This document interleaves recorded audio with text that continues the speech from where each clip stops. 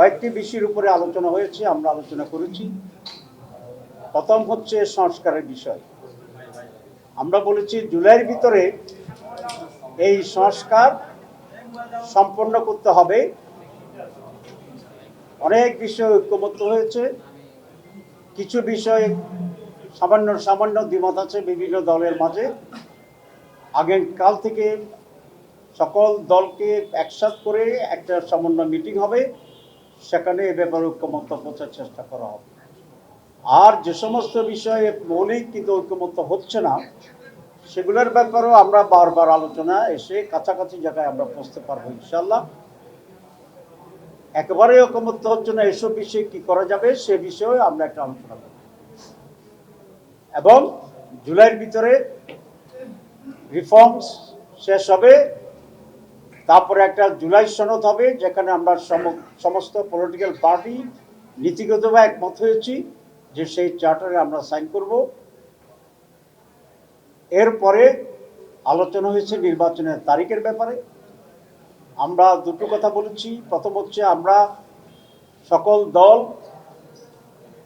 আমরা ডক্টর মোহাম্মদ ইউনূস প্রধান উপদেষ্টার প্রতি আমাদের আস্থার কথা পুনর্ব্যক্ত করেছি এবং ওনার নেতৃত্বেই একটি সফল, সুন্দর, সুষ্ঠু নির্বাচন হবে এবং নির্বাচন হোক, আমরা এটা চেয়েছি, এটা ওনাকে বলেছি। নির্বাচনের ডেটের ব্যাপারে তিনটি বক্তব্য আসছে। মাননীয় প্রধান উপদেষ্টা বলেছেন ডিসেম্বর টু জুন, কিছু পলিটিক্যাল পার্টি বলেছেন ডিসেম্বর, আর আমাদের পক্ষ থেকে আমরা বলেছি জুন এবং মে মাস আবহাওয়াগতভাবে নির্বাচনের জন্য উপযোগী নয়। তাহলে মে জুন বাদ দিলে ওনার যে কমিটমেন্ট আছে, কমিটমেন্টের যে টাইম লাইন সেটা হচ্ছে ডিসেম্বর থেকে এপ্রিল, এর মাঝে একটি রোজা আছে। এবং আমরা বলেছি আমরা এর ভিতরেই আপনি একটা ডেট ঘোষণা করবেন।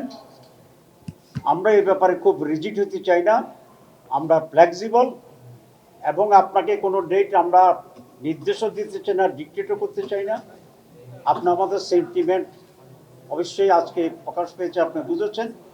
এর মাঝে ডিসেম্বর টু এপ্রিল একটা সুইটেবল টাইমে আপনি একটা ডেট দিলেই জনমনে যে এখন কিছুটা সংখ্যা এবং অস্বস্তি আছে, আমরা বিশ্বাস করি এটা কেটে যাবে। রাজনৈতিক দলগুলো তার নির্বাচনী প্রস্তুতি এবং প্রচারণার জন্য সেদিকে মনোযোগী হবে। কোনো নতুনকরণের কোনো টেন্স সিচুয়েশন হওয়ার কোনো সম্ভাবনা থাকবে না। সুতরাং আমরা এটাও বলেছি কোনো একটি দল বা কেউ কোনো একটা নির্ধারিত তারিখের ব্যাপারে খুব রিজিড, শক্ত হয়ে দাঁড়িয়ে থাকা একটা ওয়াইজ না। আমরা ফ্লেক্সিবিলিটি চাই, মানে এই সময়ের ভিতরে আমরা নির্বাচন চাই।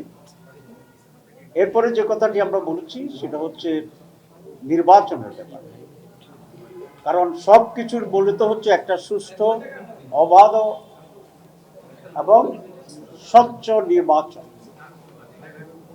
আমরা দুটো তিনটে পয়েন্ট সেখানে আনছি।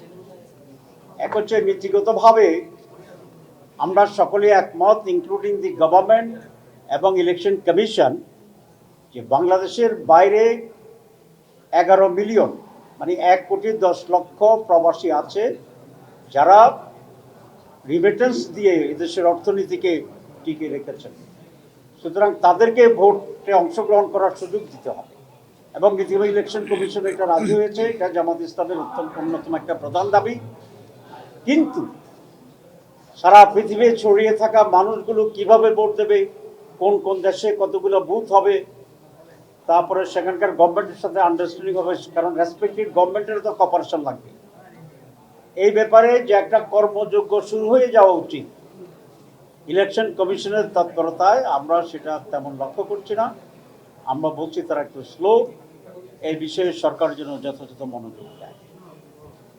2 নম্বর নির্বাচনের জন্য একটা গুরুত্বপূর্ণ ল্যাঙ্গুয়েজ সেন্টেন্স আমরা সকলেই বলি এবং গুরুত্বপূর্ণ, সেটা হচ্ছে লেভেল প্লেইং ফিল্ড, সকলের জন্য সমতল করা।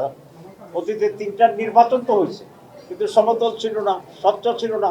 তো আরেকটা এরকম প্রহসনমূলক নির্বাচন আমরা চাই না।